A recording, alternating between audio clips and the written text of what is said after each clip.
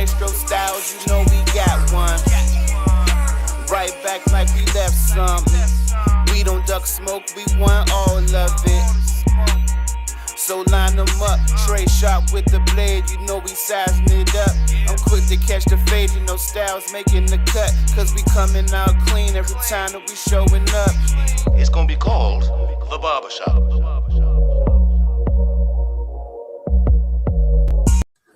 What up, folks? Welcome back. It's a brand new episode of the Barbershop Sports Talk Podcast. You could catch us streaming live on the YouTube channel, also on the Facebook page, and you can catch us on Instagram Live, also on Twitter and Twitch. It's your boy Trey Frazier in the building. Got my homie Maestro Styles here. Yes, sir. Yes, sir. What's good, man? What's popping? Tired as hell, but we gonna keep on working and do this damn thing. How you? Yeah, yes, sir. Hey, but I ain't gonna lie to you, bro. I'm tired of shit. I'm tired. I am tired too. Although I feel like I'm more live than you for some reason. But look, man, the holidays can't get here fast enough, man. These next 2 weeks, not counting this week, but after this week, these next 2 weeks, got the kids out of school, some family coming to town. I'm doing a little bit of travel and just looking forward to that. So so all's well in this household, man. Certainly looking forward to the holidays, man. Where you gonna be at, by the way? You just gonna be chilling at the crib for the most part? Yeah, like maybe, probably. I don't know. I don't know. All right. I have no idea, man. Wherever I land, I'll be there. All right. Where the food's at? yeah, for sure. Where the food's at? Yeah, man. Some interesting stuff this week, man.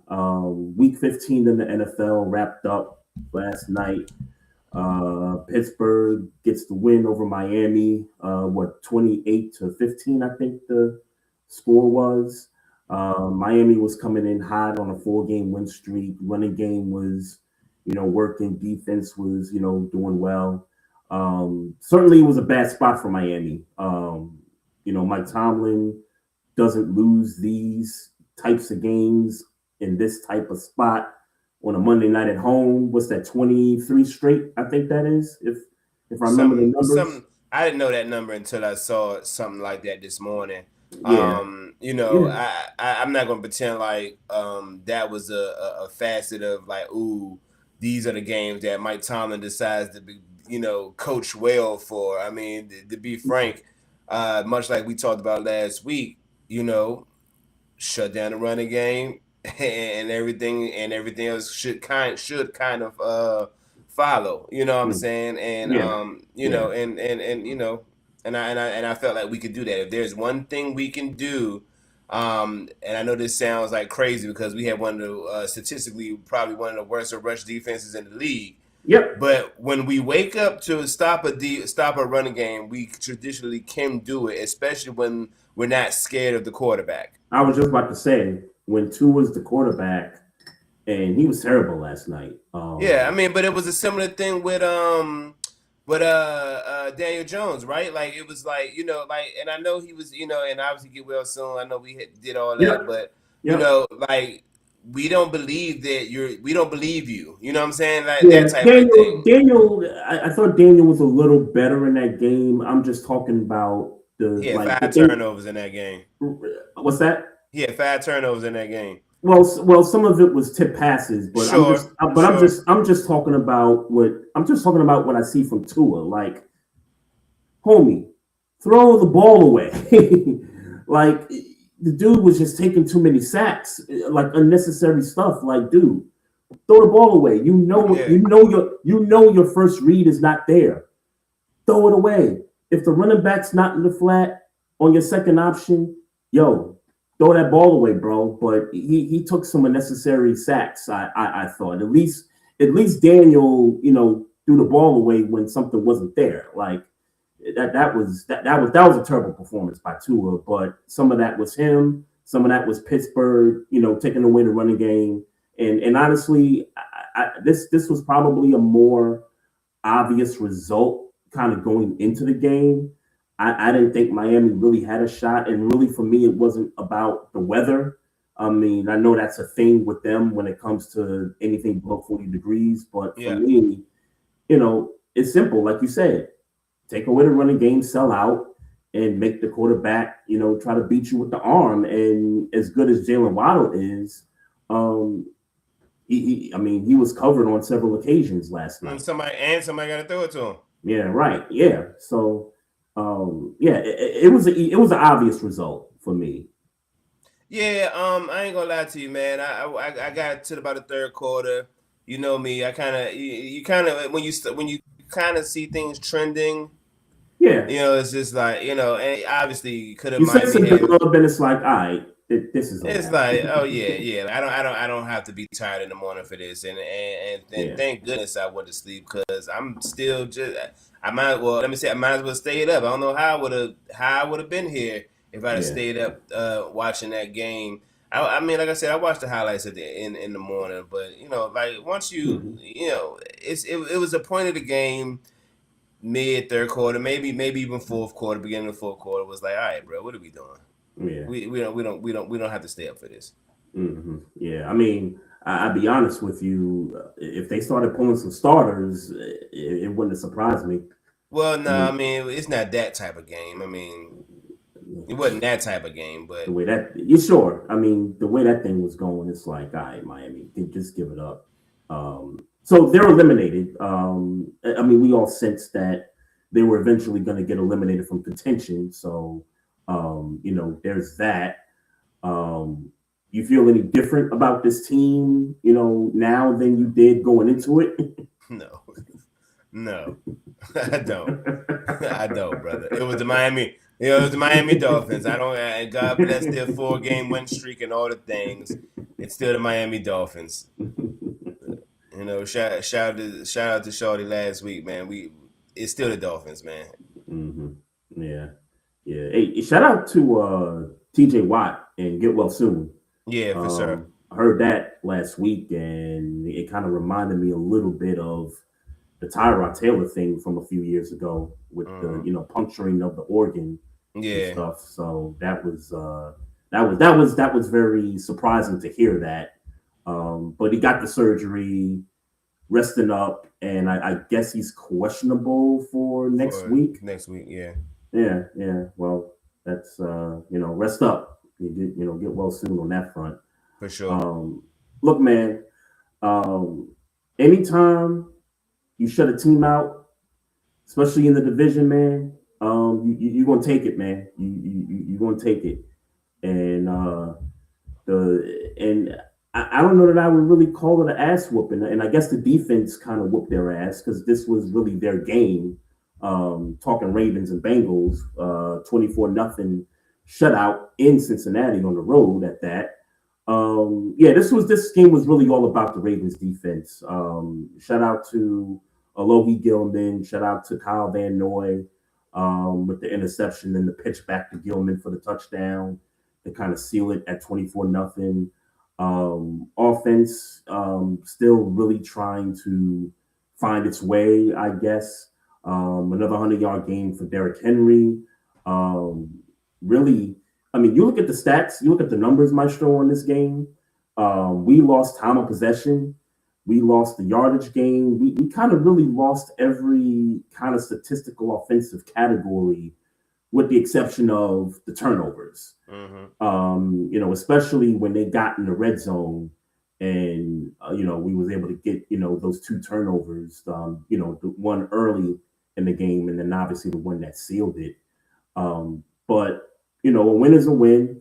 The Ravens needed it, and so we move. We move forward there. And shout out to Draymond Jones too, because he, it seemed like that defensive line probably had his best game of the year just in terms of getting pressure on the quarterback, getting the sacks and things like that. Or Darius Washington comes back, Tavius Robinson comes back, and they add something to getting pressure to the quarterback. So. I'll kind of ask myself the same question I asked you about Pittsburgh. Do I feel any differently about the Ravens? I don't. I'm very cautious about, what's ahead moving forward. We got the Patriots Sunday night coming up, and they're coming off of a 21-point lead being blown. We'll talk a little bit about that.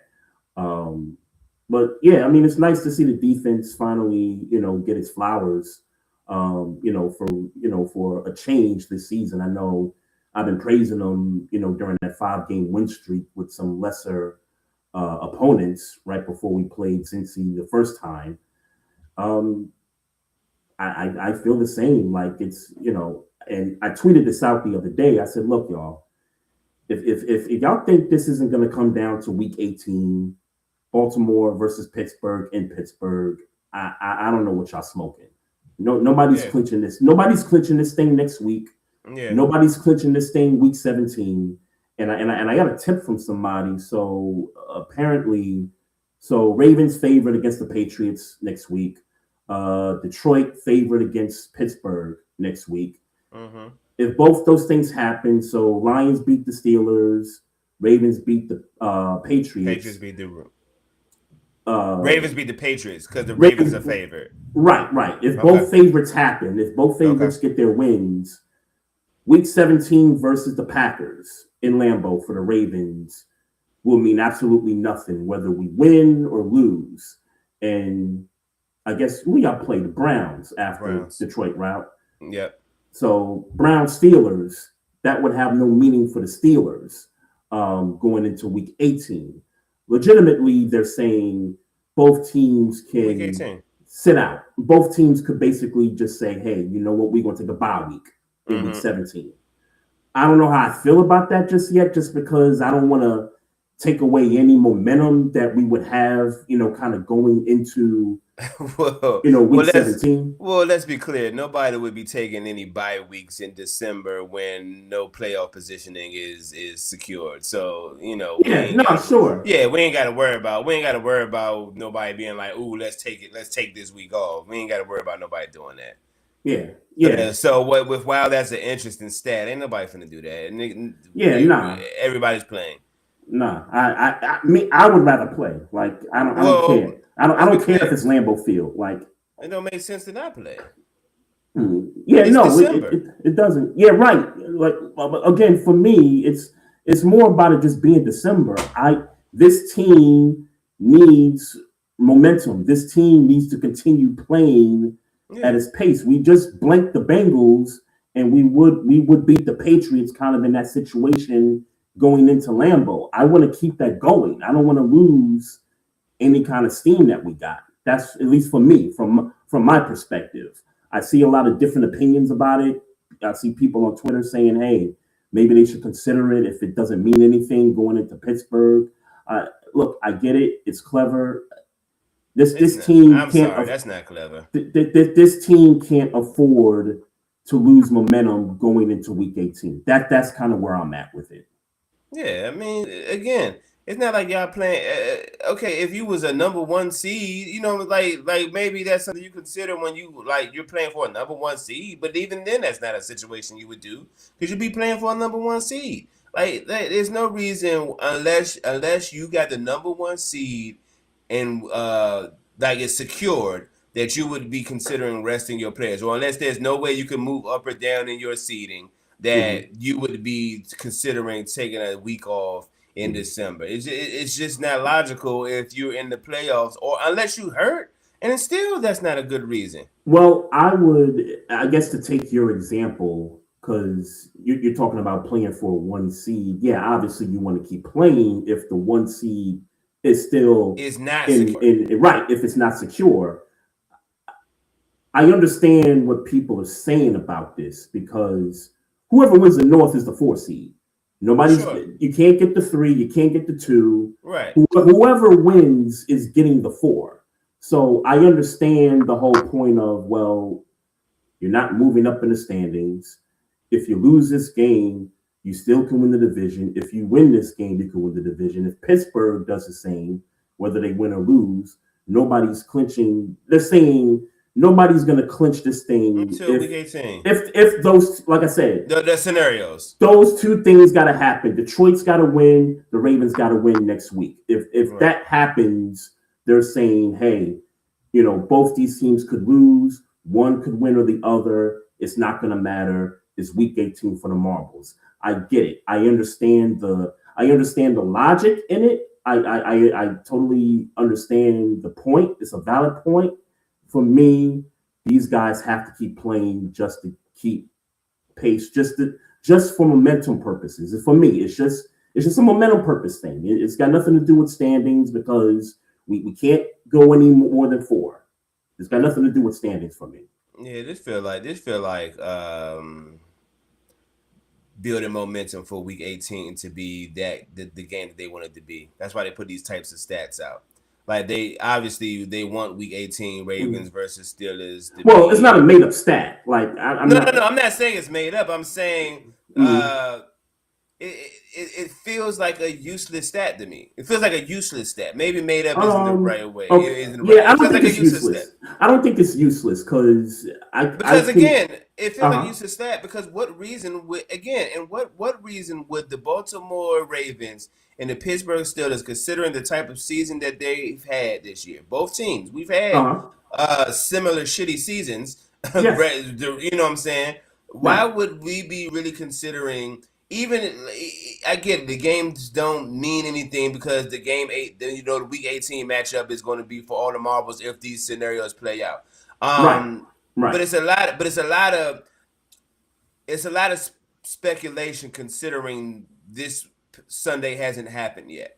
That's what I'm saying. So it's like for them to put that type of a playoff scenario picture out, based off of odds and all that thing, it just seems like they're trying to promote or up the ante for week 18 is what it sounds like. Okay, like you're saying, this is what the NFL wants. They want that to be which it should be. I'm not. It should be. And I think they thought about this a month ago. Honestly. Exactly. They thought about this a month ago, but I think because of the results the past 2-3 weeks, and given what's coming up next, this coming week, I think this is the first time I think that scenario has surfaced where, like somebody said, they could rest some guys week 17. The game's not going to matter whether they win or lose. They're not going to lose the division in week 17.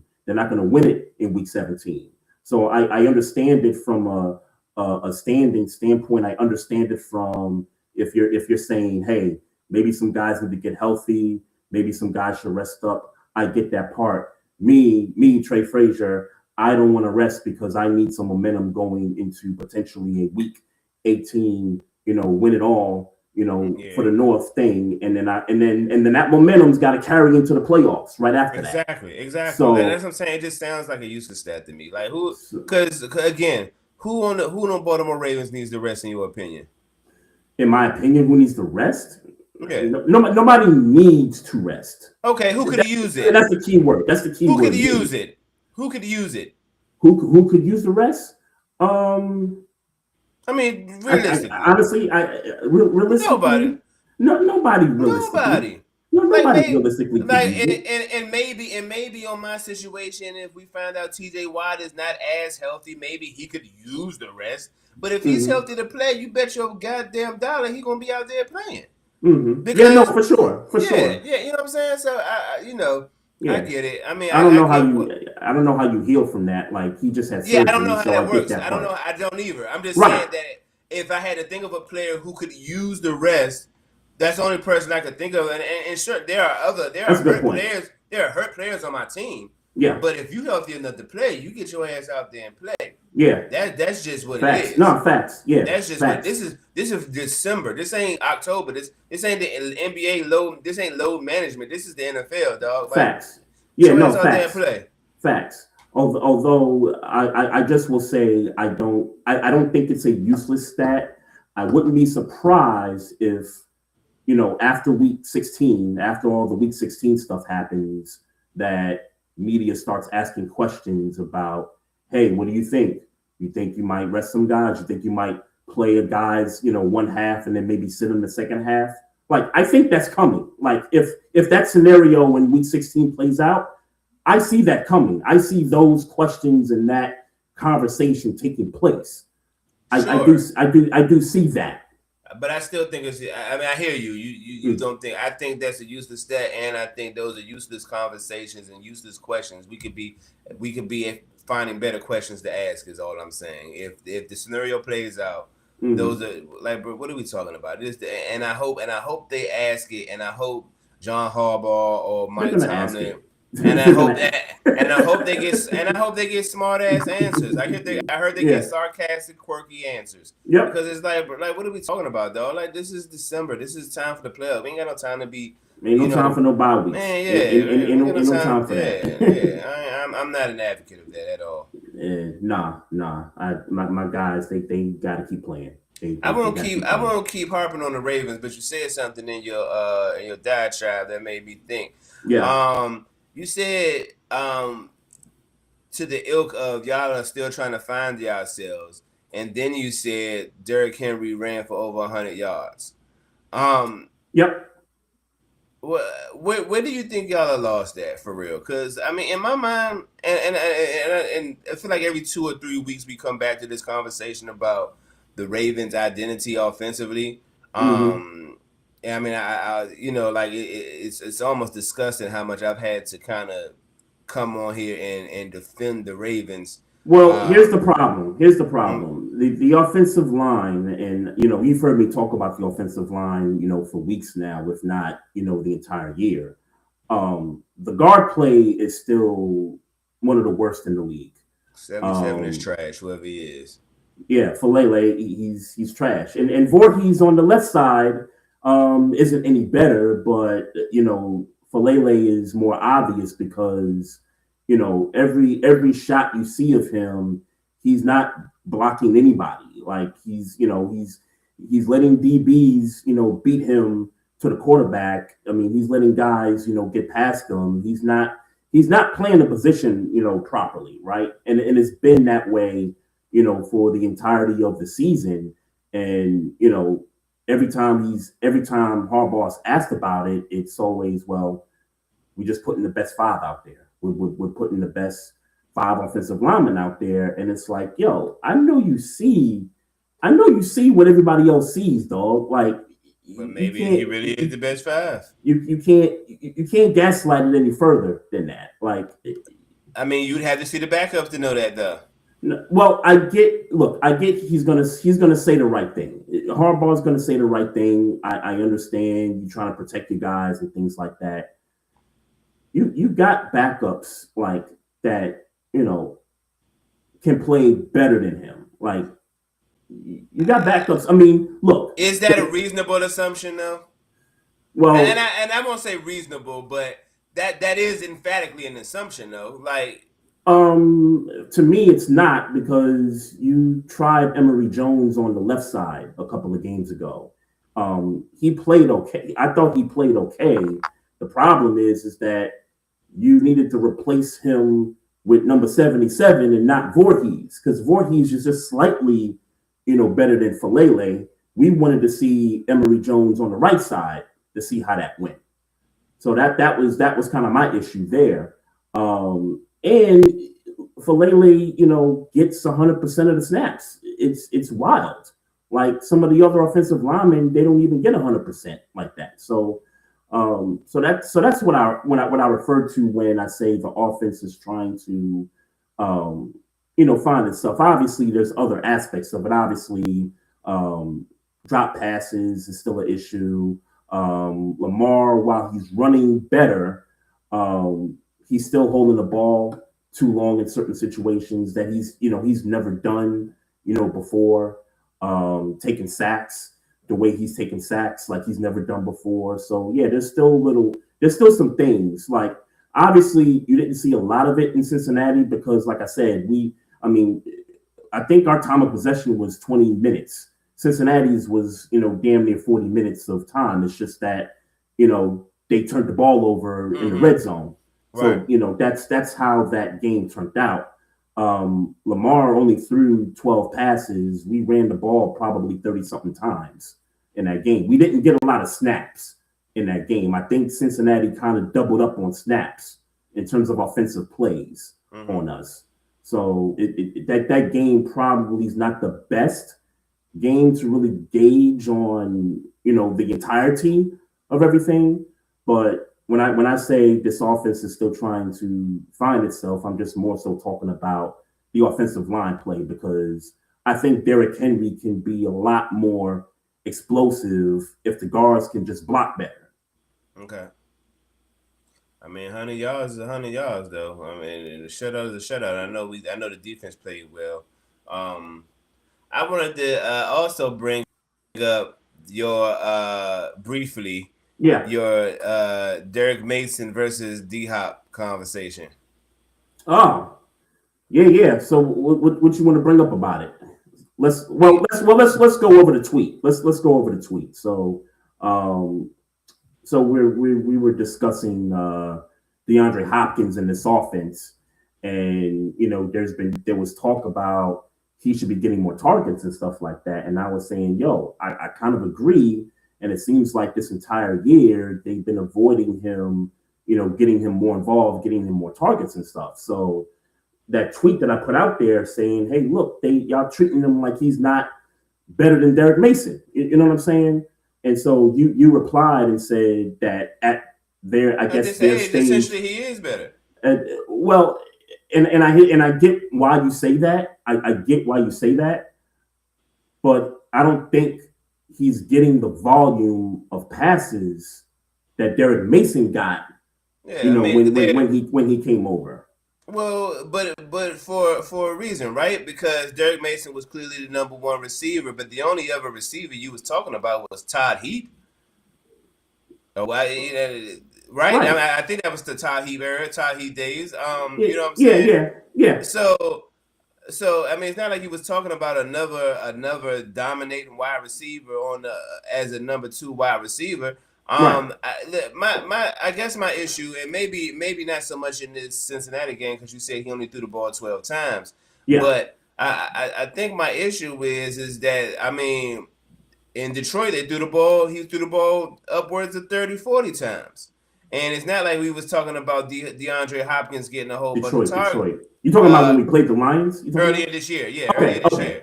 Yeah, so it's not like we're talking about, it seems like he's not getting the targets even when they're throwing the ball. So if he's not getting the targets even when they're not throwing the ball, sure, we could just say maybe they're not attempting to throw it to him, but what we could also maybe determine is that he ain't getting open. I think that's part of the story. I think, but you make a good point. Derek Mason clearly was the number 1 receiver in this offense. Zay Flowers is clearly the number 1 receiver. At the same time, though, because Isaiah Likely has not had a great season. Mark Andrews, he kind of, comes and goes, but he's still the guy. Like, Andrews is still, considered number 1 tight end on the team. Number 1 tight end on the team. He's still the guy, even though he kind of comes in and out of games at times, right? I just think Bateman didn't play on Sunday, and he hasn't played for maybe a couple other games this year. So you can't find a lot of consistency there. I'm just saying, I'm not saying they need to bring out Houston DeAndre Hopkins. That's not what I'm saying. I'm saying that at this stage of his career, he's a possession receiver. You would agree with that, right? Like, he can be that possession guy, right? He can be a possession receiver, but then Isaiah Likely. But isn't that kind of Isaiah Likely and Mark Andrews' role? I'm not saying he can't do it. I'm just saying what I'm saying is that in the grand scheme of things, it would appear that Todd Monken and Lamar Jackson trust Isaiah Likely and Mark Andrews over DeAndre Hopkins for whatever reason. And for whatever that reason is, I think it's a silly reason because he's still D-Hop. I mean, anything you throw his way, he's going to catch it. Like, come on, we're not going to diminish D-Hop like that, are we? We're not doing that. I'm going to say I don't know. when is the last time you've seen him be that? I'm not talking about Houston, but go back to Tennessee.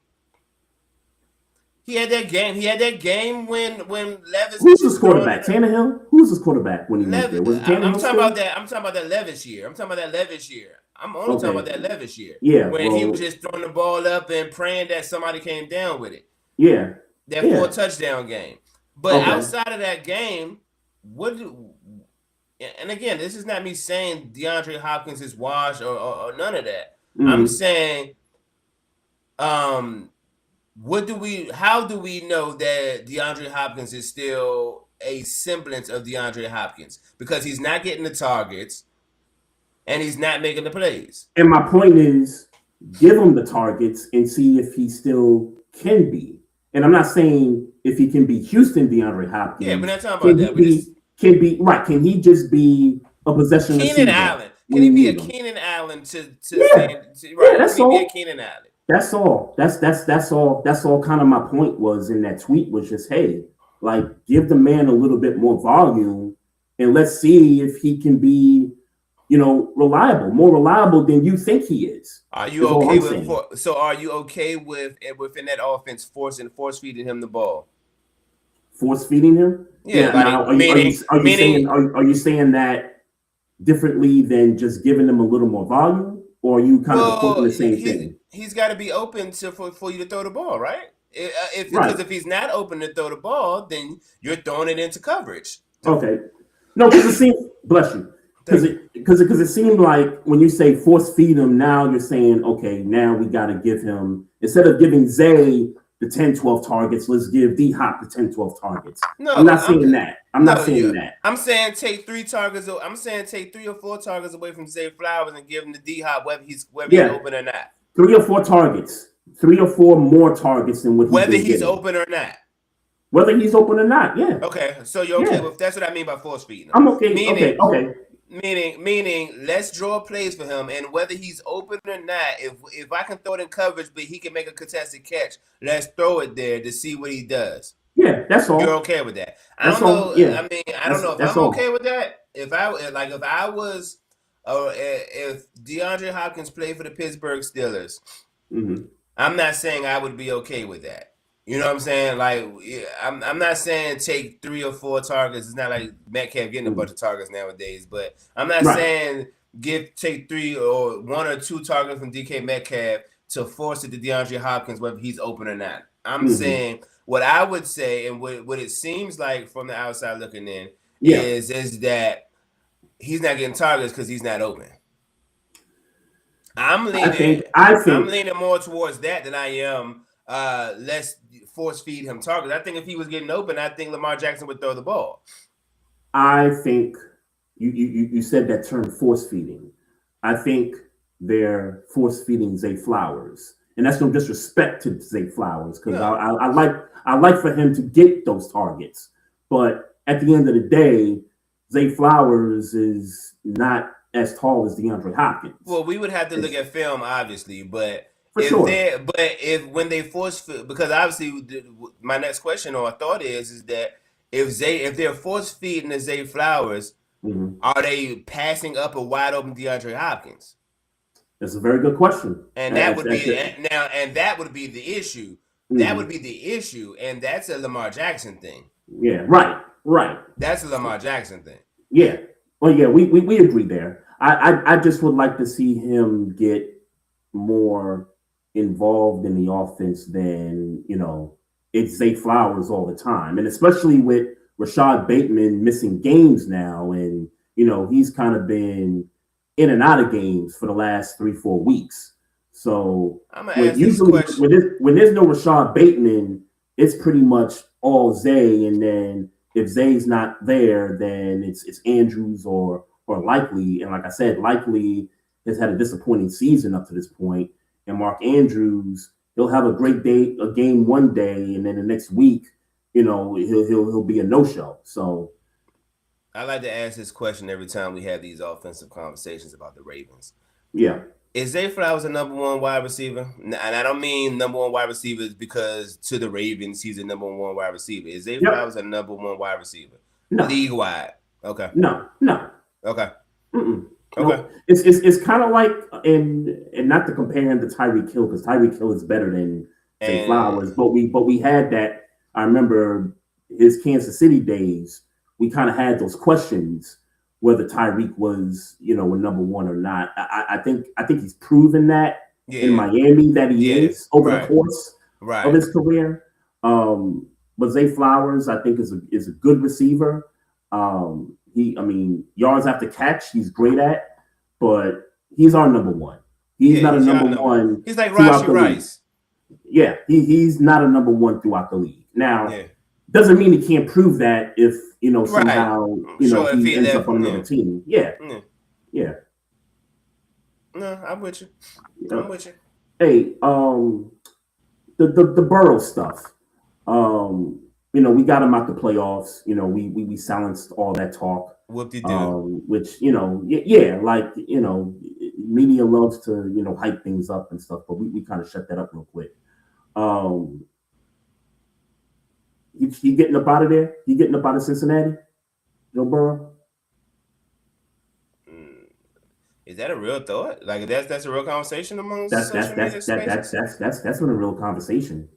Joe Burrow leaving Cincinnati. That sounds. So maybe you missed some stuff last week. Okay. So he was at a press conference and he was talking about how he hasn't been having fun lately, and he's going through some stuff, personal and on the field, and all kinds of stuff. And I've heard people from all different walks of media, whether it's mainstream or podcasters or Bengals content creator people that have kind of said, hey, he's trying to send a message to the team, hey, y'all ain't been doing right by me. Like, this defense is terrible. Like, I put up 5,000 yards, I threw 40-something touchdowns last year, and we was 9-8 because y'all defense couldn't stop anybody. Right.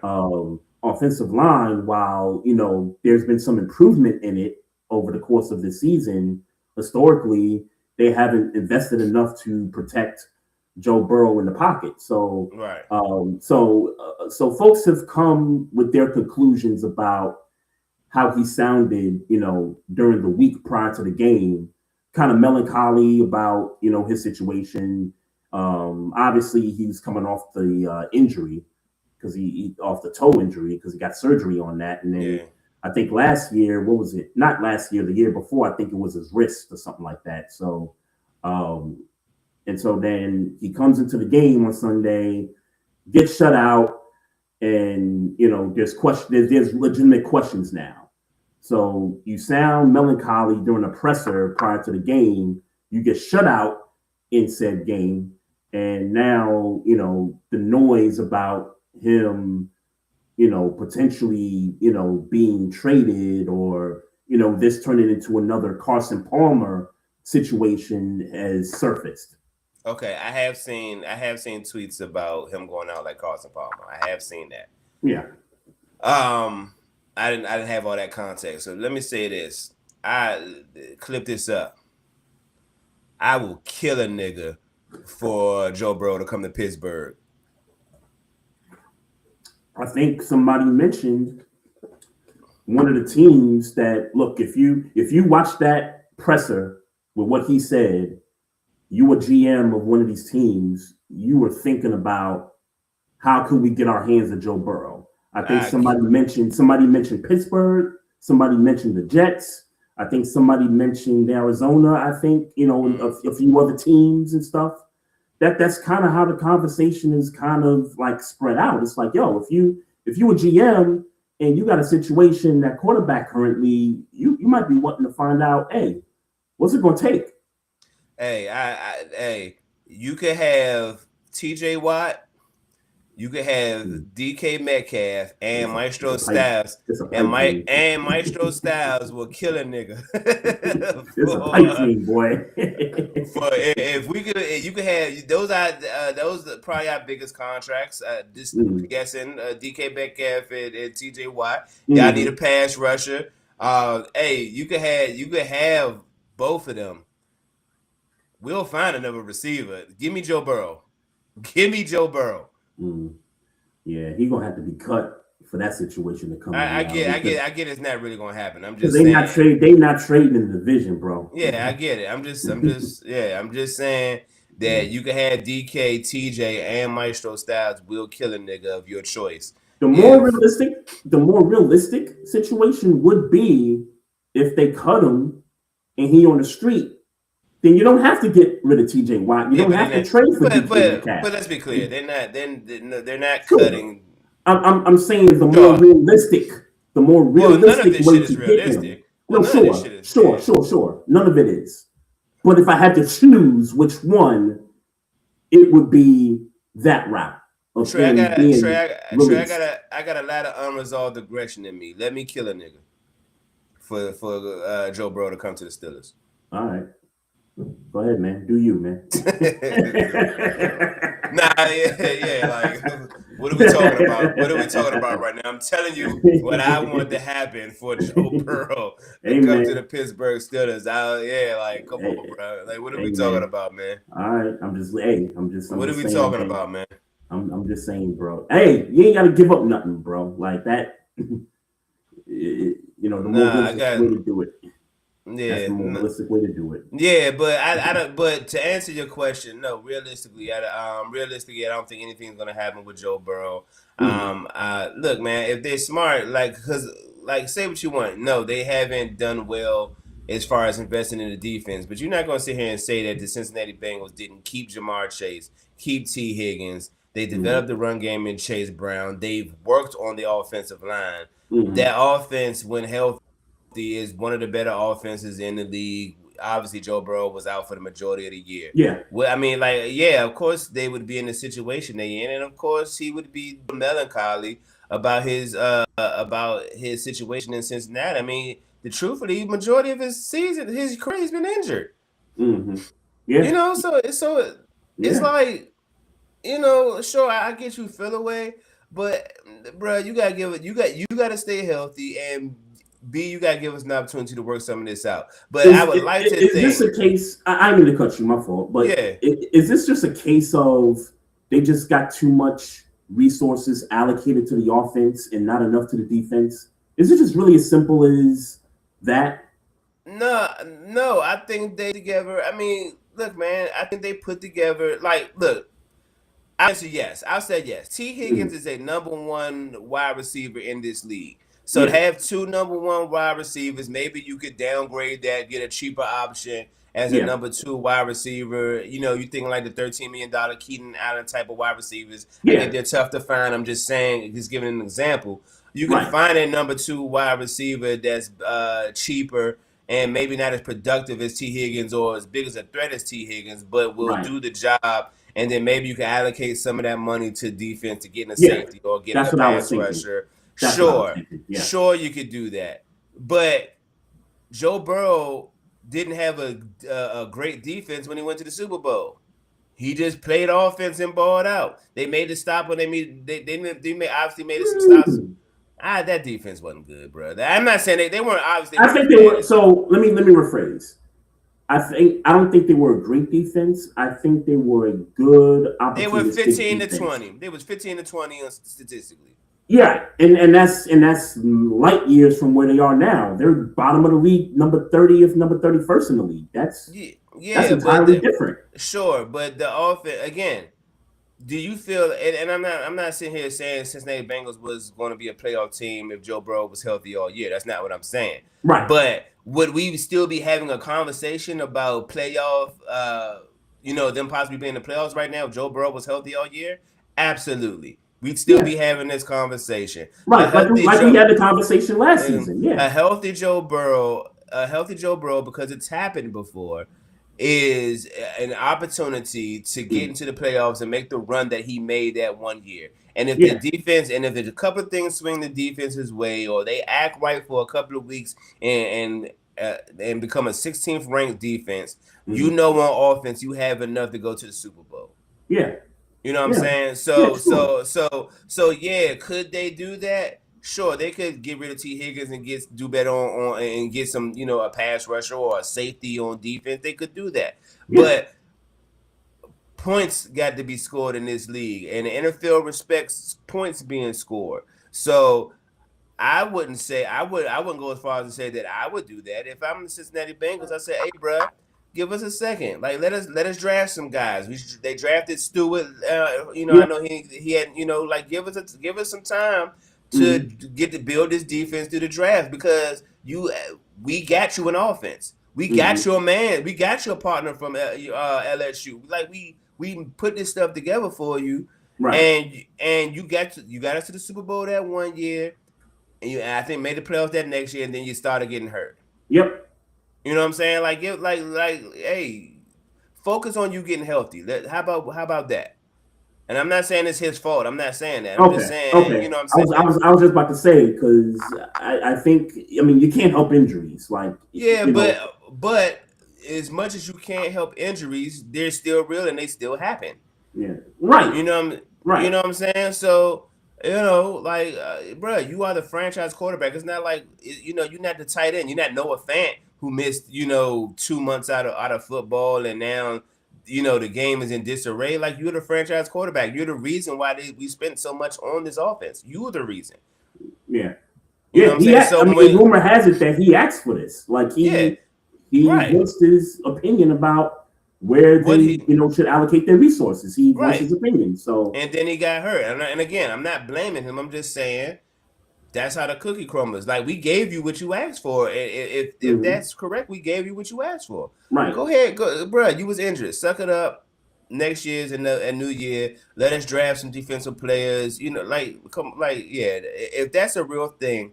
And he's really sad about that, bro. Like I would say, hey, bro, like give it, Unless he's insinuating that they haven't drafted well, which I don't think that you could really have a full assessment on that. I mean, 2 years, 2 years is not enough to really fully assess if you've had a really good draft with certain players yet. And don't give me the line about who they drafted in later rounds, but Stewart was injured, to my understanding, or at bare minimum didn't have a productive season. Like they wanted him to be the other side of Trey Hendrickson, and Arturius Mims has been solid, not amazing, not terrible, but solid. Right. So on the offensive line, so it's just like bro. Because that's really how they're going to get better. That's the route that they're going to be able to build the defenses through the draft. I mean, look, they've been going back and forth with this Trey Hendrickson contract extension thing. So you already know, they ain't got enough to keep certain dudes on defenses. They got to build it through the draft at this point. And he the only person and it makes sense. I mean, it makes sense. He's the only person that's there on defense trying to get money. Oh man, go ahead, let that man go. I said it in the offseason, man. We was talking about he was gone, and trying to figure out where he was going. Like so, when they tagged him or whatever they did, I forget what they did with him. It's like, bro, what is he here for? Like, what is he here for? And I don't mean that from a lack of production perspective, but because it's not his fault. Like, it's not Trey Hendrickson's fault that the defense is bad. It's not. It's not his fault. Even though he hasn't been great this year. Because right, he hasn't been great. But there's dudes on that defense that just can't tackle, bro. Like it's just bad all the way around, man. Like just in that Bears game, like a month or so ago, poor ass tackling in the game, man. Like you can't have that. Yeah, Joe Burrow, chill out, bro. Chill out, man. Like you was injured majority of the season. Yep. Chill out, bro. Chill out, bro. Like let's just. This is a dud. This year is a dud, and let's lock in, be ready for next season and get hopefully, God forbid, we don't wish injuries on you, you know what I'm saying, all that type of thing. Get your mind right for next season, bro. It's I would imagine that emotions ride high, being eliminated. You thought you was gonna come in and get it popping when you came back, and that just ain't the case. Yeah, facts. Shout out to the homie Pays and Plays podcast. What up? Yeah. But he just reminded me of something too. And I'll get off this topic, but I think their fan base, they being the Bengals fan base, they're tired of Zach Taylor. I think most of their fans are looking for a change, and who knows? Joe Burrow could be thinking the same thing. Like, yo, it might be time for a change at head coach. It's really just hard. And I'm not saying I don't have a real opinion on Zach Taylor as it stands because Joe Burrow been injured. Mm-hmm. You know what I'm saying? So I mean, I'm not gonna go as far as to say it ain't his fault and he shouldn't be held accountable for his wins and losses in Zach Taylor. But I don't watch enough Cincinnati games to have an opinion about how he manages players, how he calls plays, or how he delegates play calling. I know that Joe Burrow stayed injured and that defense been trashed for 2 years. That's what I know. Yeah, all I know too is last year he was fully healthy. They went 9-8, and they probably could have won more games if the defense wasn't terrible. He missed time this year. He missed time the year before last. That, yeah. And then he missed time his rookie season. If I'm he was out majority of the year. I want to say his rookie year, and then that next year, the ACL. Right. Yep. It was the ACL injury. And then he came back and went to the Super Bowl. So that's right. It's just injuries, bro. And we know who he could be healthy all year. Defense. So just work on staying healthy. Give your team an opportunity to build. I mean, they gave you all the money. You a top 5 paid quarterback, I'm sure, or at least top 10, I'm sure. Mm-hmm. You know what I'm saying? Like, bro, and they still kept your weapons. Yeah. Unprecedented. Yeah. They kept your weapons, bro. Really, and some tight ends have left, but they managed to find a tight end every year. They got a running game. They gave it to Joe Mixon, but Chase Brown is solid. Mm-hmm. Yeah, he's all right. Yeah, so it's like, bro, like, what else can we do? What else can we really do at the end of the day? Mm-hmm. I don't know. Again, you kind of threw that story on me. I didn't know it was all like that. I did see the whole Carson Palmer tweets, but but I didn't know it was that big of a deal. And if that's the bigger deal, if that's what it is for Joe Burrow, like, hey, bro, be patient, man. Yeah, I mean, look, it is what it is. These are the things that happen when you put a majority of resources to one side of the ball. It happens. It happens to everybody. It happens to teams that do that. It happens to the teams that got great quarterbacks. This is what happens. We got a lot of examples of that. So I mean, you legit have a top 10 wide receiver and a top 10 quarterback on the same team. Yeah. Like that. Let's just talk about what it really is. Like, Jamar Chase is probably 1 or 2 as far as wide receivers paid money wise in the league. And he wants to get back to a Super Bowl. Sure, of course. Who don't? But then you're not getting to a Super Bowl if you didn't miss 2 months out of the regular season. Yeah.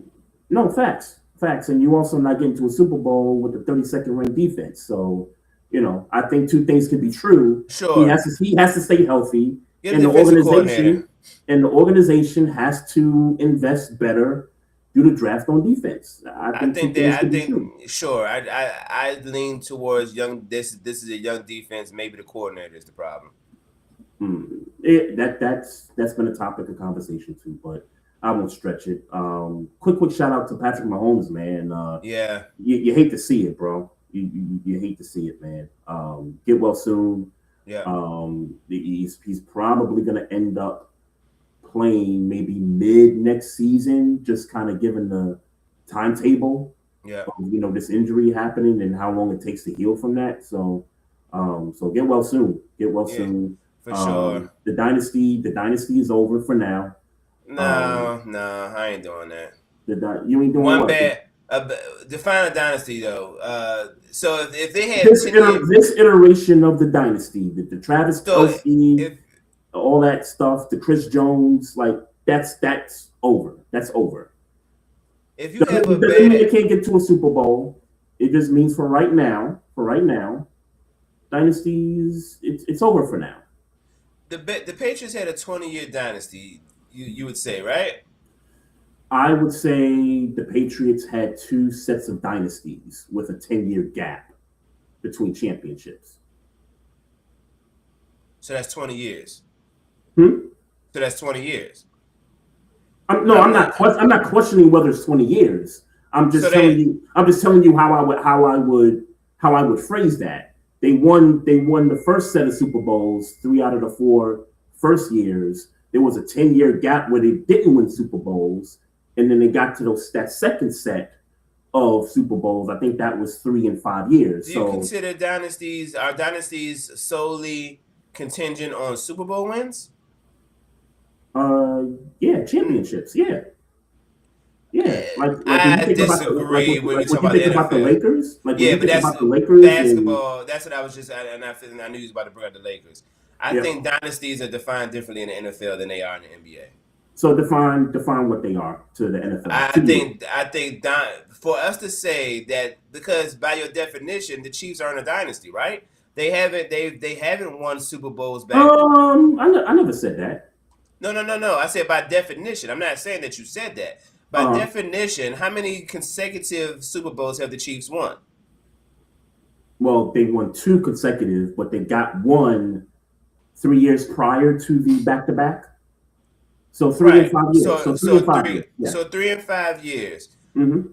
That's in your mind, that's a dynasty, right? In my mind, that's a dynasty. Yes. Okay, so if they, assuming Patrick Mahomes is not going to play till November next year, so assuming they have a bad record, if they come back in 2027 and go right back to what they were doing, this isn't a new dynasty. This is just, they had a bad year, but the dynasty still stands. So what I'm challenging is the depth of a dynasty. I don't think this dynasty changes because Chris Jones leaves or because Travis Kelce leaves. If the team is still winning, then there's still a dynasty. So you're saying regardless of the rotation of players, the dynasty. If they're still winning championships within, not necessarily back to back, but every 2 years, every 1 year, every other year, something like that. Okay. I would challenge that they're still a dynasty. So I challenge the idea that because they're probably going to have a losing season next year. Okay.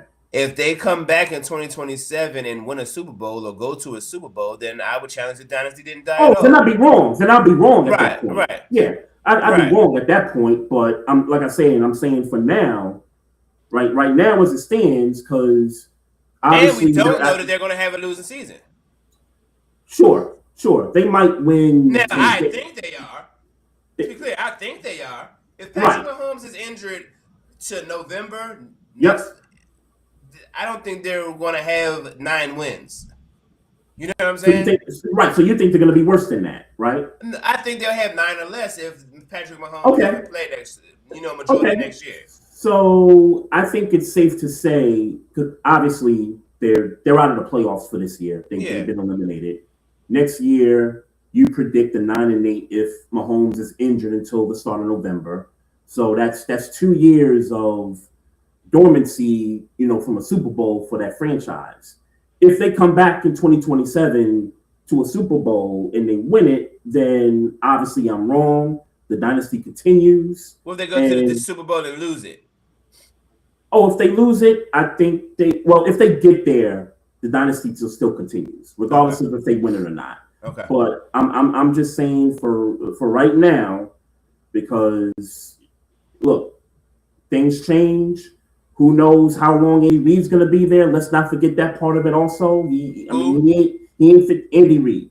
Oh, okay. He ain't 50 years old now, so you know what I'm saying. That man's pushing 70. Not to sound ageist or anything like that, but that's exactly how you sound.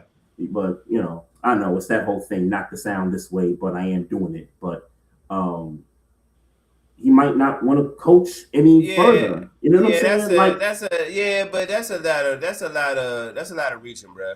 I don't know that he might not coach maybe in another 3-4 years. Yeah, I don't think that's a reach. What evidence do you have? That's just age.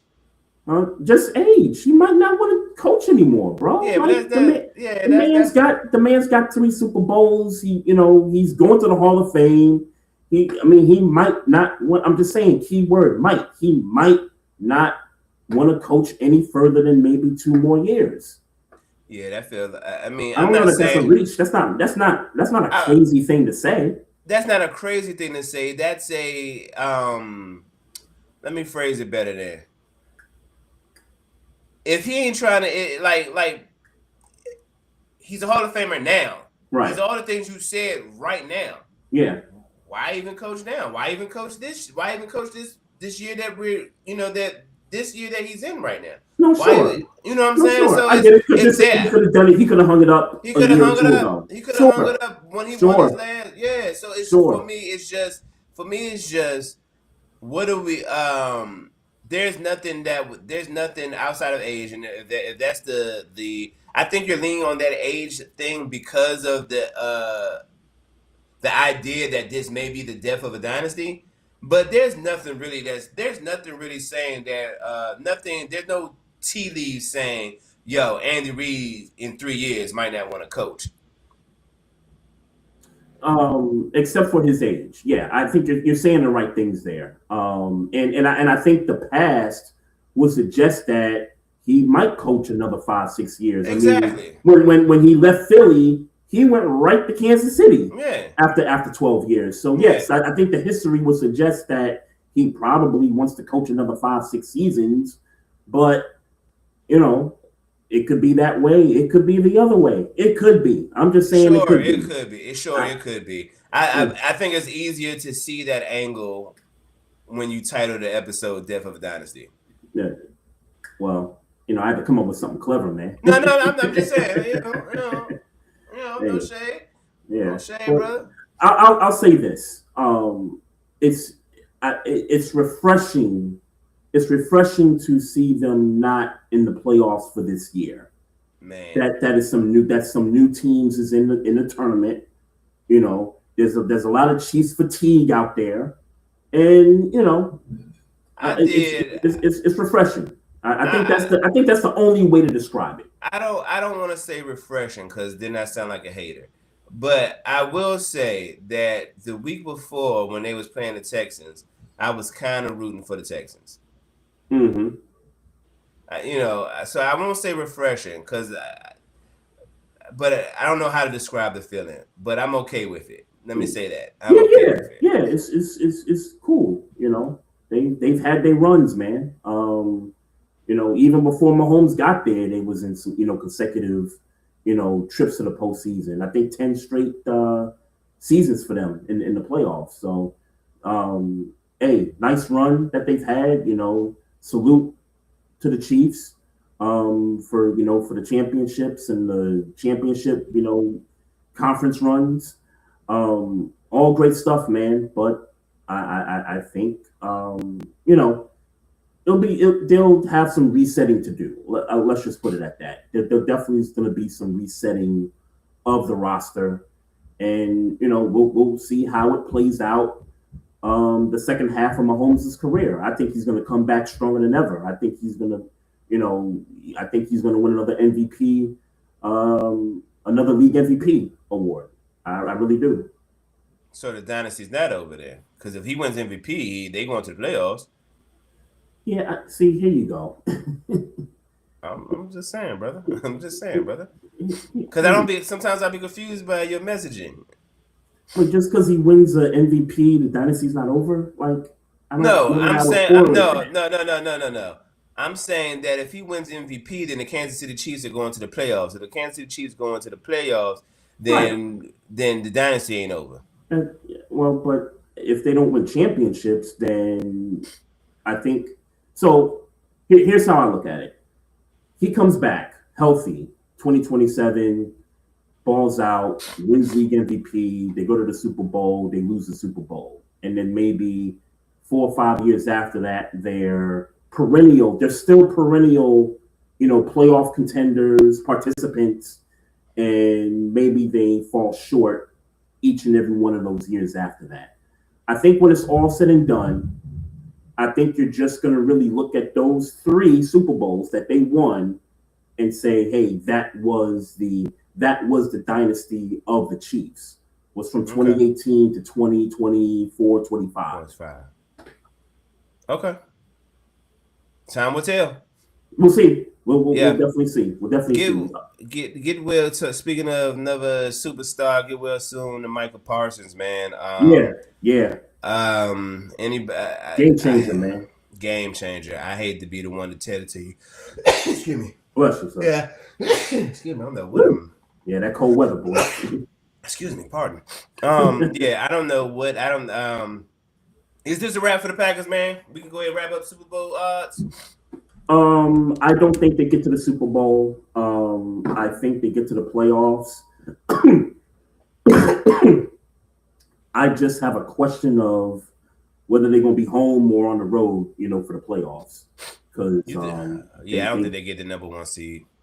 Well, they're definitely not getting the 1 seed. Yeah. They're not getting the 1 seed. I'm just talking about they could still get the 2 seed. They could maybe fall to the 3 seed, but I'm kind of questioning whether they could win the North now because Chicago not playing, bro. Like Chicago is, they legit, man. They are legit.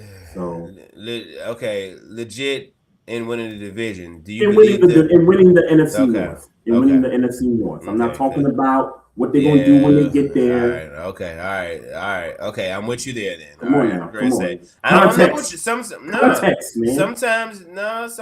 got to ask. Well, not even sometimes. Every time you got to ask with people like you. You got to make sure that I need to make sure that we're on the same page on what you believe the Chicago Bears to do. Because let's be clear, this ain't a Super Bowl team. Not yet. It's not. Not yet. I'm not saying they can't eventually grow to be one, but this year they are not a Super Bowl team. You could stamp that. We got to be clear with everybody now. Like context is everything. The Bears are having a good season. At this point, they've exceeded expectations. Yeah. I think whatever happens from here on out, whether it's division crown, wild card, or they miss the playoffs altogether. It was a good season for them. It was a good season for them. Now, Bear fans, they'll probably tell you something different if they lose these next 3 games and they miss the playoffs. They'll probably tell you something different to your face. But for me on the outside, this is a very successful season for them. To get to 10 wins, to be 10-4 at this point in the year is a success for them. I agree. Yep. Pays and Plays podcast. Packers will win the North. It's all on Jordan Love, exactly, and that's what I wanted to really kind of get into there because if the Packers are going to really make a true run at this thing, it's on Jordan Love now, and I know he's played some really good football the last several weeks, but you ain't got a defense that's really going to pressure the quarterback right now. So he really throws me off with that back foot throwing. Jordan Love? He really throws me off with that. Mm-hmm. Yeah. I mean, obviously, he, is getting where he need to get for the most part, but that shit really throws me. I was watching him the other day, and I'm like, man, that shit really throws me off. Mm-hmm. That's that Brett Favre-ish right there. Yeah, it really throws me off. But shout out to Jordan Love because balling, definitely balling. Yeah. This is the time of year when he puts some numbers up, but I don't think the Packers are getting to the Super Bowl this year. Not without Michael Parsons. Not without any kind of pressure from the defense. And they missed some other guys too. Like I think 3 more guys got hurt last week that I think's going to miss some time. Christian Watson went down with injury, chest injury or something like that. Yeah. So they got some injury issues to deal with moving forward. So, but I still think they get in. I still think they make the playoffs. Yeah, I think they win a game, and I think the ceiling for them is probably going to be divisional round. Okay. To be honest with you, are the Rams going to be affected by Devontae Adams' injury in your mind? I think just maybe short term, I think they are, but I think long term, I think they'll be fine. Mm-hmm. They'll be fine. I don't know that they beat the Seahawks, and we got to talk about the Seahawks a little bit, but I think for these first couple of games, and hamstrings I've heard are like 3-week, 4-week recovery situations, which means they probably might sit him out for the rest of the year, and just if they get that bye week, then it'll probably be 4 weeks for him to get rest, and then divisional round comes and he'll come back divisional round to play. I think short term it could be an issue. I think long term, I think they'll be fine. Yep. Yeah, they'll be the 1 seed. You think they're going to be the 1 seed? You think they beat the Seahawks Thursday? Man, I'm not even gonna be able to watch that game. That is gonna be a hell of a game Thursday. It is 11-3 versus 11-3, man. Sheesh. But I got to tell you what, man, the Seahawks have not really impressed me. Yeah, for about 3 weeks. 3 now. weeks. Mm-hmm. Yeah. They haven't really impressed me. I know they pulled away from the Falcons last week, but this Sunday's game against the Colts, against Grandpa Rivers, shout out to Rivers for actually coming back and trying to give it a go here. It looked like the Colts was gonna pull it out, bro. Yeah, they got that late field goal, and then Seattle came back at their late field goal. Yeah. Look, man, I don't, the NFL is any given Sunday, right? So I'm not sure what happened in that game. What I'm certain of is that Seattle said, "Hey, we need this game. Let's get it when it, let's get it when it matters." They got it. They got it when it counted. And shout out to Phillip Rivers. Shout out to Phillip Rivers, man. You got in there. You got you a score. Threw you a touchdown. You're 44 years old. Yep. I don't recall him getting hit too crazy in this game. He was protected pretty well. I mean, I know he fell back a couple of times from what I saw, but for the most part, he got protected pretty well. Yeah, I mean, he looks, whatever football shape looks like for a 44-year-old man, he looks it. He looks the part. Dude got a grandpa stomach, bro. Yeah, but you know what? I almost respect those stories. I fucks with them stories. I appreciate them stories. Like, I can still play, I can still do this. I'm the replacements type of situation where it's like, you got the old quarterback who just kind of, I got this little bit left in the tank and maybe it's going to be enough to get us where we need to go type of thing. Now, it ain't going to get them nowhere with, but shout out to Phillip Rivers for being involved, for getting the call.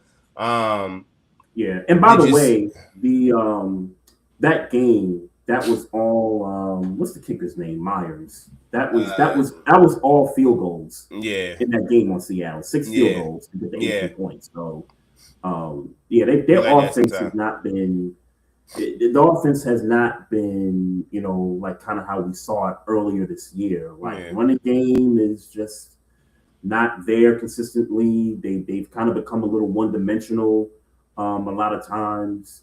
I don't know. Is this the time of year where obviously the clock strikes at midnight and Sam Darnold, goes back to his Jet days? Like, is this that time of year again? Like, yeah, I mean, we're gonna put that on Sam Darnold now. Like, and I don't mean from I don't mean from the sense of I'm talking about the Jets comments. Like we don't have to go back to the Jets Sam Darnold. He's not that quarterback anymore.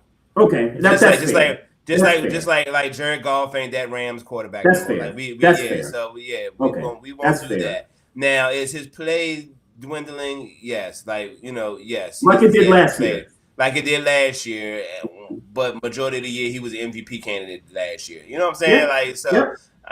Like bad time for it to be happening, and we don't know. We'll find out how it's going to work out in the playoffs. If got a big game, got a big game 2 days from now. Yeah, so we'll find out how that happens. But I don't know to answer your question. I don't know if this is where they kind of plateau. I mean, where it stands right now, I'll stick with my mid-season predictions that they go to the Super Bowl. But I'll admit if they lose on Thursday, I'm going to have to back off of it. I'm going to have to be fake and back off of it. Okay. Hey, standing by your convictions, man, because until Thursday.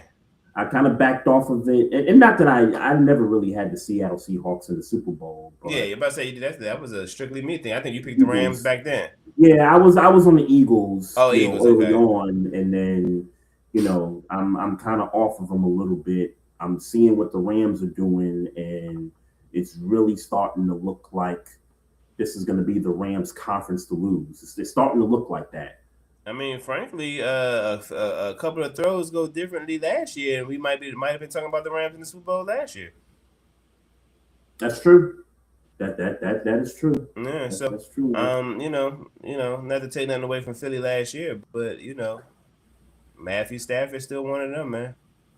Yeah, facts, man, facts.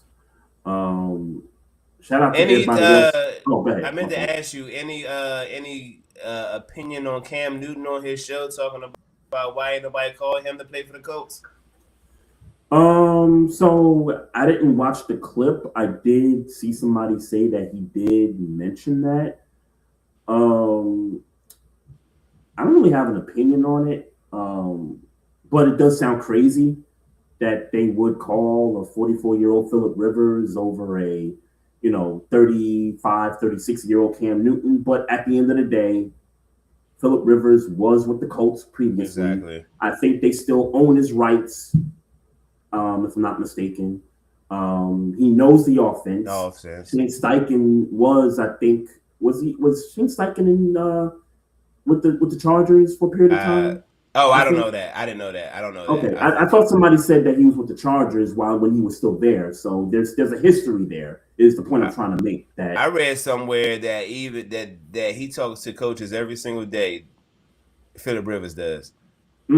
Well, he's a high school coach, I think, currently. I don't know that. Okay, you're telling me something, but I'm saying I read somewhere that he is still constantly in contact with with staff members on the Indianapolis Colts, meaning like, hey, they talk about football. They talk about what, like in my mind, they talk about what it would look like, especially with Daniel Jones going down. He was like, hey, bro, like, you think would you mind? You ain't doing that, but coaching high school football, and high school football is pretty much over right now. If your team ain't no good, so what we doing? I mean, if we can keep you upright, you think about playing a couple of games for us. And it was a shocker though. I tell you what, when I first heard the news, I was shocked. But I just never thought about it. Yeah, but then you kind of think about it, and it's like, okay, he was there. They own his rights. It kind of makes sense, but at the end of the day, it's kind of, I don't want to say it's sad that they had to go that route, but, given they had a couple quarterbacks on the roster, but none of those guys, and I think Anthony Richardson is on IR still, so he wasn't really a viable option. But that kid, Riley Leonard, I think that filled in for Daniel the previous week. I think he got hurt in that same game against Jacksonville, so that's why they made the call to Phillip Rivers to come in. So yeah, hey, it is what it is. He living it up as a 44-year-old quarterback, but it's not going to help the Colts get in the playoffs. That's for sure. Yeah, that whole thing is done at this point. That's a wrap. Yeah, that's a wrap. That's a wrap. And yes, we have to worry about the Texans. I know that was a conversation we had, some weeks ago, that we didn't have to worry about them, but. I wasn't even then. I wasn't really, confident about that. But here we are. They're 9-5. They, they handle business on Sunday. So there's that. A few teams, handle their business. Philadelphia won, Jacksonville won, Houston won. All those teams handle their business. But the one team that didn't handle their business on Sunday that people thought that they would. Carolina Panthers, man, they got swept by the Saints. Some sad stuff, man. Coming off a bye week too. Yeah, I mean, I guess we should put some almost end of the podcast shine to this story. Obviously, I'm fresh off my Pantherettes apology to the Panthers. But whether they make the playoffs or not, it's like what are we talking about? Like, we expect them, and they exceeded expectations at this point. That's it, man. They exceeded expectations. The job is done. The job is done, y'all. And you know what I'm saying? So yes, I'm sorry, fans. Carolina fans of Carolina, I'm sorry, man. Like, they win in games, they exceeding expectations. Is like, and then you get hope. What if What if we could really make the playoffs and beat the 5 seed? That type of thing. Mm-hmm. And, and let's say by Props chance for you them for beat thinking yeah, that. right. Like, Let's say for chance they beat the 5 seed. It Mm-hmm. ends there. It ends in a divisional, and that would be just more overachieving. And shout out to Yep. y'all and shout out to the season. But Yep. come on, man. What are we talking about? The Super Bowl? Like, get over the Saints loss. Get over it. Get over it. Get over this. Get over getting swept by the Saints. It was a couple. Let's be clear. It's a couple of games that y'all that you were not touted to win. And you won them. So Good point, because they beat the Packers in Lambeau Field. They beat the Rams at home. Yeah, they got a couple quality wins. You won some games, that you weren't expected to win. So there you go. It's everything is right in the world of balance. Yeah. Panthers fan gonna look at you and be like, man, I don't want to hear that shit. Right. And I'm sorry. And I wouldn't blame them either, because ain't no way in hell you get swept by the worst team in your division and you coming off a bye week. And it was up 10 points in this game. They were up by 10 points in this game, and they blew it. They blew the lead. They tied the game up. And then what's the kid name for New Orleans, the quarterback? What's the kid name? Tyler Shuck. So Tyler Shuck takes off for a first down. He slides, and then the Panther defender comes in and hits him late and tacked on 15 yards, put him right in field goal range, bro. I said, that's that inexperience right there. That's the moment, getting too big for your moment happening right there. Yeah, God bless them, man. And had they won on Sunday, if they beat the Bucs this coming Sunday, they wrap the South up. Yeah. I'm sorry. I'm just telling you that's what the scenario was. I'm just telling you that's what it was. They had an opportunity. And they had an opportunity after the Bucs blew that game to the Falcons Thursday. Yeah. Which is also inexcusable on the Buccaneers' part as well. Hey man, NFC South, man. What you want me to say? Yeah. Worst division in the league. Yeah, terrible stuff, man. That the bad of the bad is affecting y'all winning this division. It's terrible stuff, man. I don't expect nothing from these teams. No, definitely not no Super Bowl.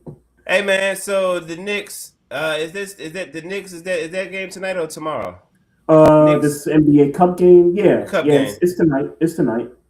You happy, man? You excited? You ready to possibly? It's the Spurs, right? It's the Spurs.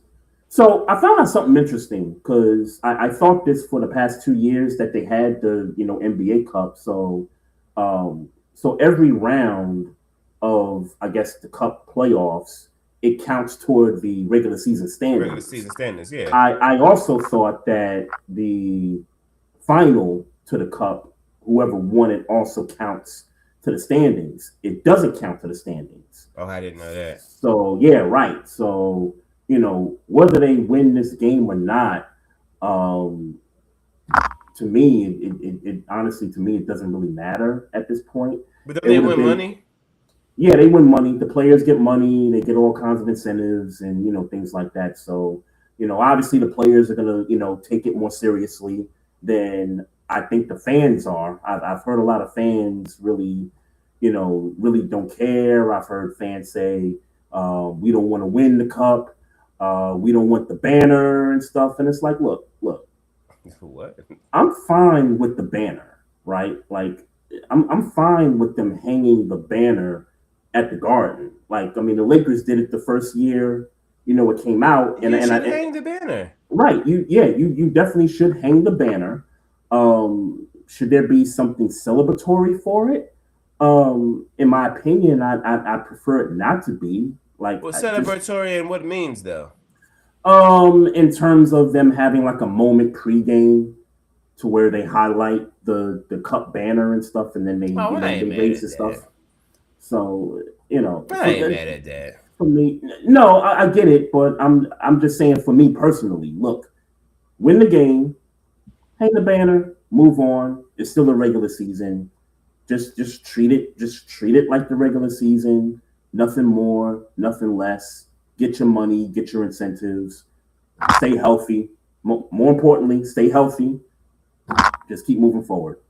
Man, that type of stuff is good for morale, man. Go on next week and hang that banner and let them see what they did, man. Plus they got a little extra money. They got a little extra money in their pocket. Go ahead now. Now overkill would be having a parade or something like that. Like that would be overkill. Right. But a right, little quick, but a little quick 15-minute banner hanging ceremony ain't never hurt nobody, man. Go on, do that.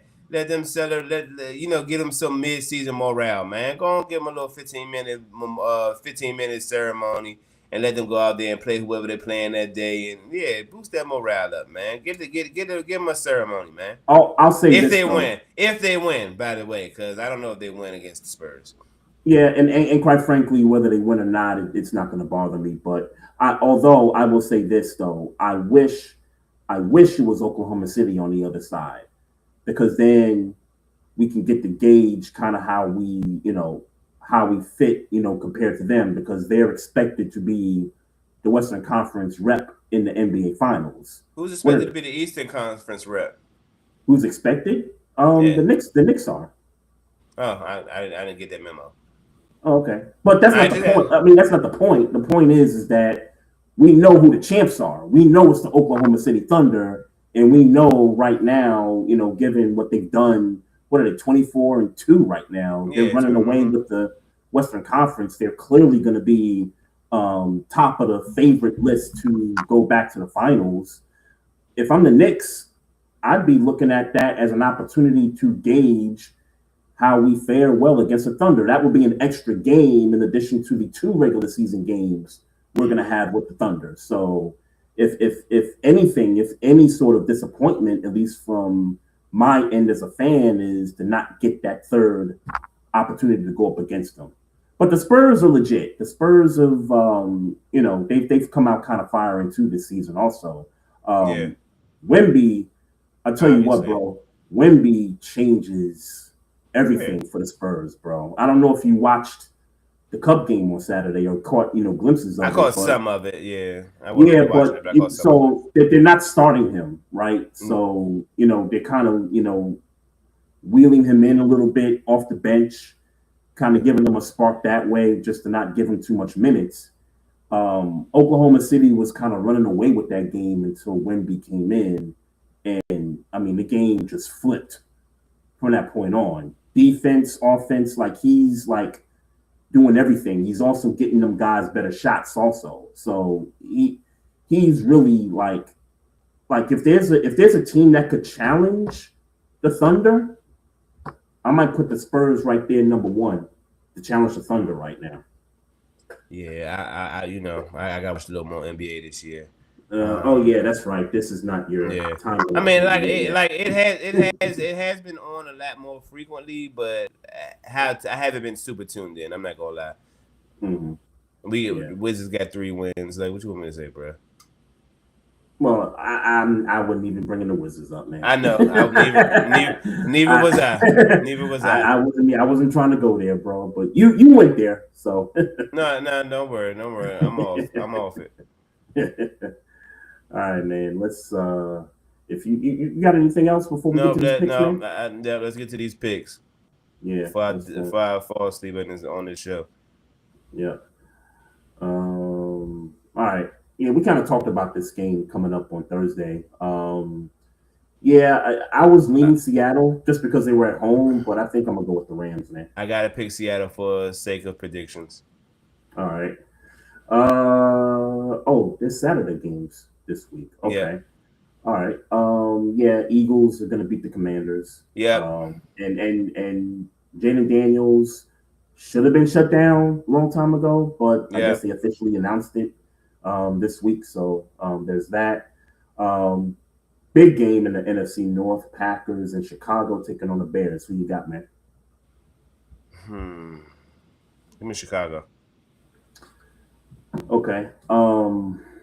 See, because I thought you was gonna go Green Bay because I know I you was gonna did. pick Chicago, but I know you did. I know you did. yeah, no Michael Parsons. They got them injuries. Yeah, I'll go Bears, man. I think they're good enough to split with the Packers. I'll go Bears. Big game in the crummy division that is the NFC South. Panthers at home against the Bucks. I'm gonna take the Panthers at home. I'm going to take the Bucks. I don't know. With all respect to the Panthers in their season, I don't want to see. I don't want to see the Panthers in the playoffs. Okay, and I think a lot of people share that same opinion with you. Yeah. Yeah. But I think the Panthers are going to win. I think given their win loss pattern for like 2 months, they lost last week. Obviously, I think they win. They win this week. And the South is not wrapped up yet. It's probably going to be wrapped up week 18 at this point. So. I will take the Bills on the road against Cleveland. And where are we at with the Myles Garrett sacks? I have no. Last I heard, he had 9 more sacks, but that was like a week ago, maybe 2 weeks ago. So don't give me that. I remember him being 4 away from the record, and I think that was after the. Oh, see, yeah, you more updated than I was. Yeah, that 5-sack game recently. Right, and I don't remember who it was against, but that was the point where he was 4 away. But they've played a couple of games since, so I don't know exactly where that is. But he might bring it against the Steelers. Maybe, but I don't anticipate. I don't anticipate it though. Well, all right. Well, we'll see, man. We'll see. And let me say this about Myles Garrett while we're here. I'll make it quick. Yep. At this stage of like who's playing better football between T.J. Watt and Myles Garrett, it's very clear that right now Myles Garrett is playing better football than T.J. Watt. Okay. But we still I didn't know that was still a thing, but okay. Yeah, no, I still see it every now and then. But T.J. Watt still had the better career. Sue me. Okay, I mean more playoff appearances. I'll give you that. Impact, I'll give you that. But right now it's Myles Garrett. But right now, Myles Garrett's playing better football, clearly by a stretch. Yeah, for sure. How you feeling about Chargers at the Cowboys? And, I'm going to pick the Chargers in December. Yeah, and the Cowboys are just kind of hanging on just by that much. But I think their season officially is going to be done this coming Sunday because the Eagles are going to win, which will clinch the East for them. But I'm gonna pick the Cowboys. I'm gonna pick an upset in this spot here. I don't know if that's an upset, but you don't think so? No, I mean, not or at least not the type of upset worth mentioning. You know what I'm saying? Like the Chargers are a slightly better team than the Cowboys. You know what I'm saying? Okay. Especially with how Dallas has tightened up on defense, they're a slightly better team, but I mean not by much. Oh, okay, I get it. The gap's not that big. Yeah. All right. I'm gonna take the Saints over the Jets. What do you do there? Yeah, I guess. Give me the Jets for shits and giggles. All right. I will take the Vikings on the road in New York. Vikings on the road. Yeah, give me the Vikings. Yeah, McCarthy's playing a lot better. Give me Vikings there. I'm gonna take the Titans at home over the Chiefs. I'm sorry. I'm taking the Chiefs. All right. I'm taking the Chiefs. Somebody said something interesting. Someone said we're really gonna find out how bad the Chiefs are, and that's I forget who their backup is. Mahomes. I forget who their backup is. Minshew. That right. There you go. I think he can beat. I think he can beat the Titans. Yeah. No. I mean, no slight argument to it. No slight argument, but I this is an opportunity for Tennessee, so I'll stick with them. I will take the Dolphins at home over Cincinnati. Give me the Bengals. All right. Give me Jacoby Brissett over the Falcons. Give me Matt Ryan. Nah. Nah. Hey, come out of retirement. You're right. You know I'm tired. I meant Kirk Cousins. Pardon. But nah, give me Arizona. Give me Arizona. All right. Yeah, this is another big game here. For seeding here, you got the 3 seed and the AFC versus the 2 seed. No, the 1 seed. What I'm talking about? 1 seed. Denver's the 1 seed there. And But this should be a good game. This should be a good game right here. I mean, I think it'll be Denver smacking Jacksonville, and I don't mean score wise. I don't mean like score wise. I'm saying, but it'll be a decisive win. Like control of the game, kind of a thing. Yes, yeah. You that weather, man, that cold weather out there. Yeah, I'm gonna take Denver too. I'm gonna take Denver, but I think it's gonna be a good game though. Detroit hosting Pittsburgh. The Lions, I think, are gonna smash y'all. Pause. Detroit. I know who you're gonna go with. That's cool, but Detroit need this one, man. Pittsburgh need this one. Okay. But I'm with you. I'm with you. But yeah, Detroit. Pittsburgh needs it. Detroit. That's a team that I feel like if they could find a way to get in, they could do some damage, bro. Yeah, obviously. Yeah, obviously. Like, I know you've said some things last week about there's something off about the Detroit Lions, and that may be true. Like there's certainly, defensive injuries again, maybe not as much as last season, but there's certainly they definitely look different from last year. But you still got to deal with them offensive weapons for them. But yeah, that's a team I feel like, man, don't let them in. They could do some damage for sure. Give me the Texans at home, obviously. Yep. Sunday Night Football, Patriots in Baltimore. Give me the Ravens winning a close one against the Patriots. Yeah, give me the Patriots, man. I noticed you said the Ravens were favored, but give me the Patriots. All right, we'll see. And then Monday Night Football, 49ers, the quiet San Francisco 49ers beating the Colts, and that's what I see happening is them beating the Colts, and that's in another team that's not been talked about all season, but that team right there, San Francisco, don't be surprised if they end up in the NFC Championship game. Okay. Don't be surprised. I will be though. Don't be. Every year they make the playoffs and Shanahan's been there, they've gone to the title game. The years that they've made the playoffs, I mean. I get what you're saying. Yeah, they've gone to the title game. I'll be surprised. I don't see how it's different this year. Because it's a different year. I don't see how it's different. It was a different year a few years ago. So right. So I'm gonna stick with that trend, man. Okay. It's trends, man. That's what it's all about, man. Shout out to Pays and Plays podcast. Shout out to everybody in the chats. Shout out to everybody in the IG Live chat. Be More Rob. Relo, I see you. Mr. Neville's Neighborhood. That's my homie right there. Shout out to everybody tuning in. Continue to follow us, folks. We got the Facebook page. Click the like button. Also, subscribe to the YouTube channel. Like this episode also, folks. I keep meaning to remind guys, when you watch these episodes live, click the like button, share the episode. We certainly appreciate all the support that we're getting from you guys. It means a whole lot to us when you do that. Also, follow us on Twitch. You can find us also on Instagram at Barbershop Sports Talk Podcast. Also on Twitter at Barbershop SPOR2. If you got questions, comments, hit us up on the email, barbershopsportstalk1@gmail.com. So if nothing else, got to get Sleepyhead over here. Get him to bed. Yeah.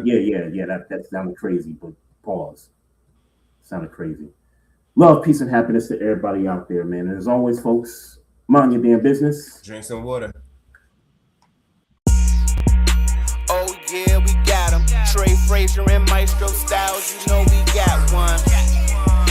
Right back like we left something. We don't duck smoke, we want all of it. So line clean them up. Trey sharp with the blade, you know we sizing it up. I'm quick to catch the fade, you know Styles making the cut. Cause we coming out clean every time that we showing up. It's gonna be